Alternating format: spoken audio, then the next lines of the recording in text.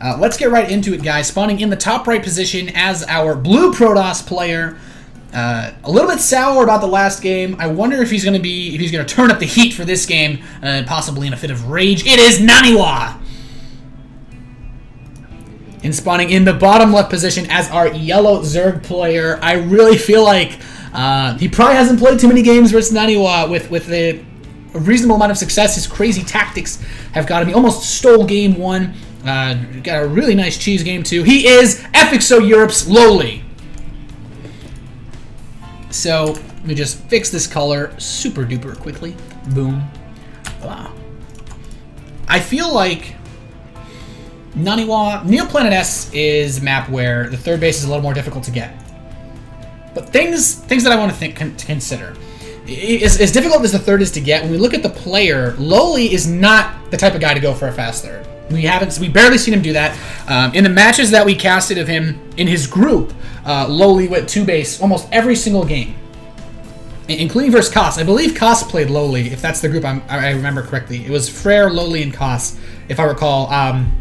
I'm really bad at remembering things like this, but we saw Lowly pretty much stick to his 2-base style. And this 12 pool, he goes for this basically every single game. Gets an option, okay, so you can decide. So with the 12 pool, it's not the cheesiest spawning pool, but it's also not the most economic. So we can choose, okay, well maybe I want to go for a really fast Zergling push. Maybe I want to punish a Nexus first. What he does basically forces Protoss players. NaNiwa cannot go Nexus first versus this opener from Lowly.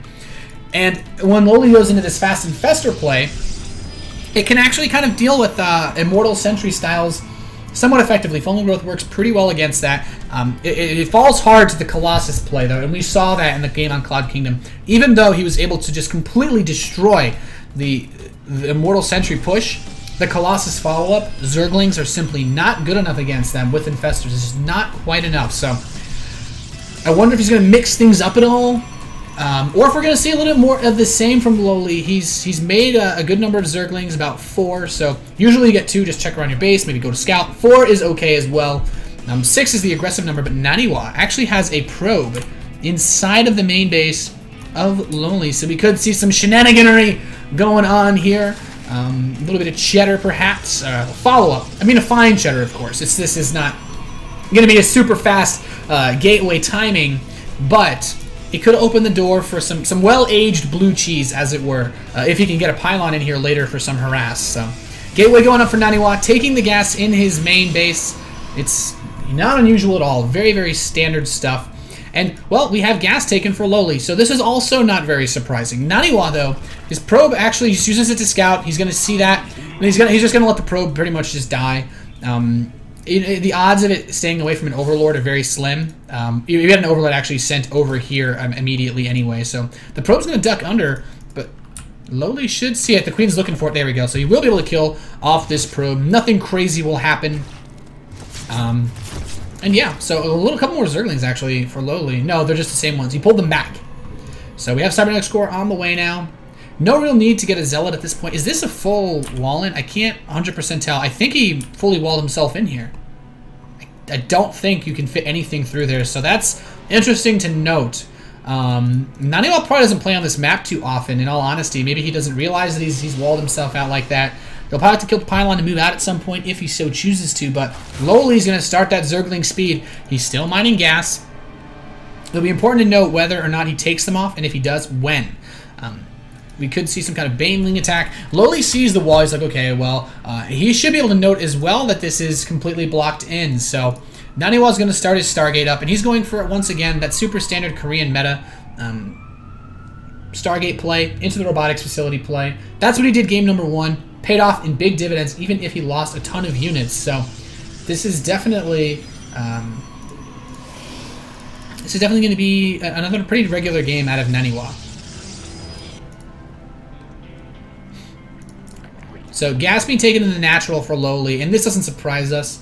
Going once again for that 2-base lair play, and yeah, he's just taking the rest of his gas. So I'm not surprised. Probably see an infestation pit, maybe a Baneling nest or something like that. So we're gonna have to see NaNiwa taking pretty quick gases at his natural expansion, chrono boosting out his probes and his Phoenix. We have the first one about to come out. He's going to probably just ball them up again, wait for them. The Stalker is trying to deny scouting, so what he wants to do is just catch LoWeLy off guard. So he wants to just catch LoWeLy off guard, ball up the Phoenix. If he sends him out right now, then he's going to try to kill Overlords as quickly as possible, but unlikely. We have a lot of Zerglings patrolling for LoWeLy, so he's really aware of any possible pressure that could be coming towards him.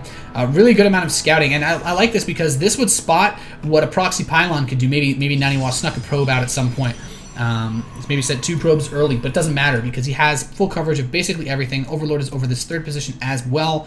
So this game looks like it's going to go pretty normal. There's that infestation pit that we were looking for from LoWeLy. The 1/1 upgrades coming in. Double evolution chamber, always a nice touch. And the overseer for LoWeLy is going to head into NaNiwa's base. He's going to see the Phoenix, drops a changeling. So okay, you have the Stargate, you're making Phoenix. This is normal stuff. This isn't anything unusual or weird. And we have the robotics facility follow-up from NaNiwa as well. So this is super, super standard.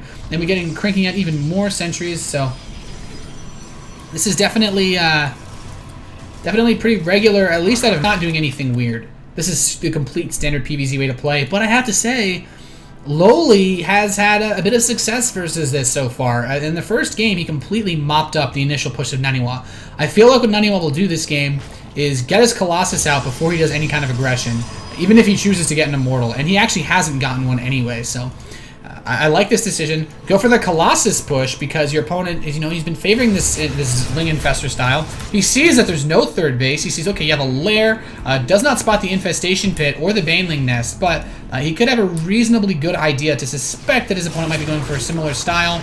Picks off some more Overlords, and just some nice control here by NaNiwa, not losing anything. Took a little bit of damage on one of his Phoenix, but it's really not the biggest deal ever. Infestor is now on the way for LoWeLy. That Pathogen Glands upgrade will be complete in time for their arrival. Additional queens being produced. Actually missing a drone on this gas. Not a huge deal, but pretty significant in the long run if he doesn't fix that quickly. Queens pushing out. He actually has quite a few queens for Zerg versus Protoss. It's allowing for some creep spread, but he's not really forcing it too much. First Colossus coming now. We have Colossus range being upgraded, and that pylon was killed, so he opened up the wall. He's opened up his access, you could say, to the rest of the map. And these Phoenix now moving around, just trying to see if there's anything to be seen, really. They all provide a really great scouting tool.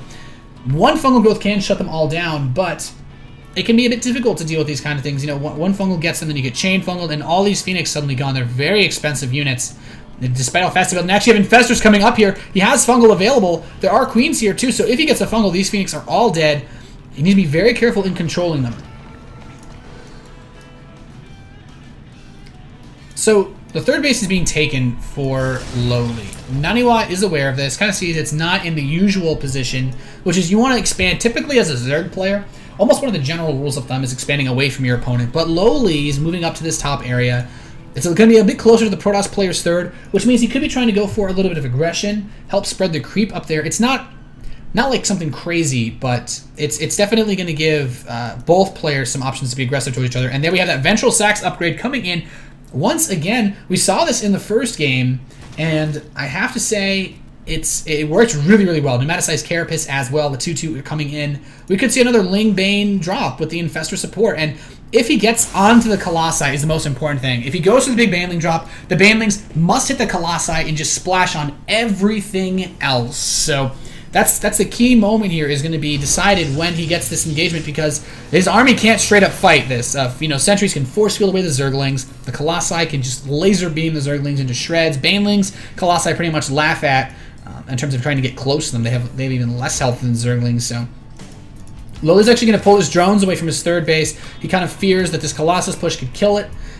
And, well, Ventral Sacs will be complete soon, but he actually has a good amount of money to make Banelings. We could see him just try to dump straight on this army, but after scouting that the drones are gone, NaNiwa just pulls back, so he's going to take whatever tiny advantage he can get, go home, build up these 3 Colossi, and honestly, it would just take a miraculously timed super drop to actually kill what NaNiwa has with what LoWeLy has. There's no Baneling speed, so getting a straight-up engagement, impossible.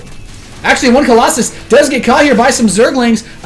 One of them may die, but the rest of the Colossi do show up. That will be saved. 88 hit points left, so not bad at all. Drones being sent back to mine at the 3rd base, but NaNiwa has been saturated on his 3rd base for quite a while. Blink on the way, +2 attack on the way. NaNiwa is really gearing up for this scary macro play into the late game. And right now, he's on even economic terms with Lowly, if not better, based on how long he's been mining. The saturation, we only have 12 drones at the third base for Lowly, 19 probes. So he is well saturated, not missing a beat on his income. And with more gateways being added in this Warp Prism, we could see him pretty much just go try to end this right now before that hive timing hits, because Lowly right now is getting that Spire. He's getting his hive together. And it looks like he's basically prepping himself to go Broodlord Infestor, just like in the first game. But we're going to have to see. Tries to pick off that pylon, but there are Colossi and Stalkers here. The +2 attack will be done, and they will shred through these Zerglings. It's going to be pretty crazy. Now, keep in mind, 2-2 is done, so Lowly has been on top of his upgrades. Not bad at all. But this is basically going to be it. As NaNiwa comes to push, the Baneling drops are going to need to land perfectly. Look at NaNiwa actually splitting his army. He's not even going to open himself up to the possibility of being dropped like this again. Trying to keep his Colossi away from each other. And there he goes. He's spreading himself even more. The Overlords are coming in. The Force Fields block the Zerglings. The Banelings are going to hit these Stalkers, but they blink back. One of the Colossi will die. Tries to drop the rest of them on the other Colossi. Somewhat low hit points. Still a good number, though. The shields are rebuilt on the other one. And it looks like as long as these Colossi stay alive, they should be able to kill these off. One Colossi does fall, so there's only one remaining. And Lowly will hold. Keep in mind, though, he lost most of his units. If NaNiwa decides to do another wave of warp-ins, he could possibly just straight up overpower this. It seems one of our observers are lagging. And, well, the Stalkers are going to come in here and start picking off these Overlords. But I fear NaNiwa, if he goes for another follow-up push, could probably just kill Lowly. That was a lot of gas expended in Banelings. He has a ton built up right now. But with the Greater Spire on the way, if he buys himself enough time, he might be able to just shove this back. But we saw in the first game, there wasn't quite enough left for Lowly. Even after he got his Broodlords together, there wasn't enough to actually sit under the Broodlords and tank damage or slow down NaNiwa's forces. So we could see just the Stalkers blink up right under the Broodlords again. We will see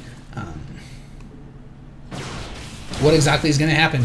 So now he's going to pick off this third base. And I have to say, Lowly, this is it. He's do or die. He's got to save this base. He cannot afford to lose this economy. The Zerglings are going to run in. If he can get the Colossus, that'd be huge. The Stalkers blink onto the Colossus. So really nice move there. But there are a lot of Zerglings, and the upgrades have been done pretty damn well. So he's going to be able to pick off the Colossus.